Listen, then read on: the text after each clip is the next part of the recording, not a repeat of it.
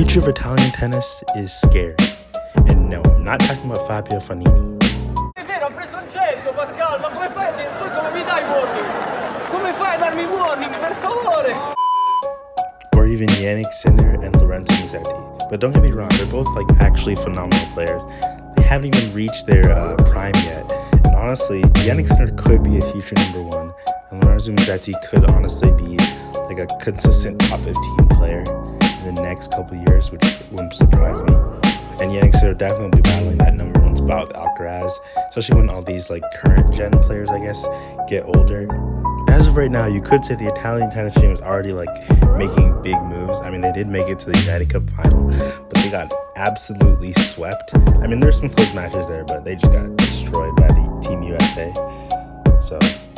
But some of the players I'm going to be talking about today are some other young Italians that aren't necessarily like in the spotlight like they are.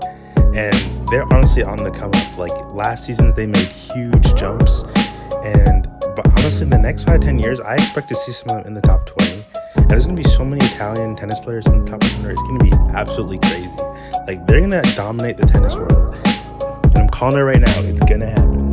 So the first player we're going to be talking about is Luca Nardi. He's 19. He's only 2 years younger than Jannik Sinner. He's actually warming up with him in the background highlights. But anyways, he had an insane 2022 season, and he started the year ranked 346 in the world.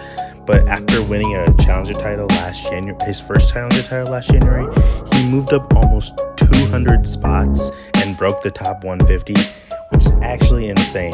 He's known as an all-quarter type player, and he has really solid ground strokes and also good volleying skills, which is really good. His best ATP tournament last year was the Astana Open in Kazakhstan, so he got through the qualifying and actually got a win over former number 7 in the world, David Goffin. And he actually got his first main draw win. But then the next round, he had to play Tsitsipas, and he took him to 2, even though he lost in straight sets, he took him to 2 tie breaks. And when I was watching that match, like I was like, dude, this kid is actually really good. I've never heard of him before. Like as a young kid, he actually gave Tsitsipas some trouble. And at the end, even if Tsitsipas won, he said, this kid has the tools to make it big. So honestly, like I'm excited to see him in the next year or two and see him break the top 50 maybe. But anyways, he didn't make the next gen finals last year. He only finished a spot behind like the qualifying spot. He was actually taken by another Italian, Matteo Arnaldi. So like it just shows you like there's a lot of good Italians out there. And I mean, he just narrowly missed it. He'll definitely have it this year, I'm sure of it. All right, so the next player is Matteo Arnaldi, and he actually also rose over 200 spots last year and made a couple challenger finals, and was actually able to win a challenger title, which is honestly really good. And he also finished 8th in the seeding for the next gen players, so he was able to play in the next gen ATP tournament. I mean, yeah, he lost all his matches, but it's kind of expected as the lowest seed. But he's a bit older, only 21, but honestly, he could have a really good season this year too, so I'm excited to see what he's going to do.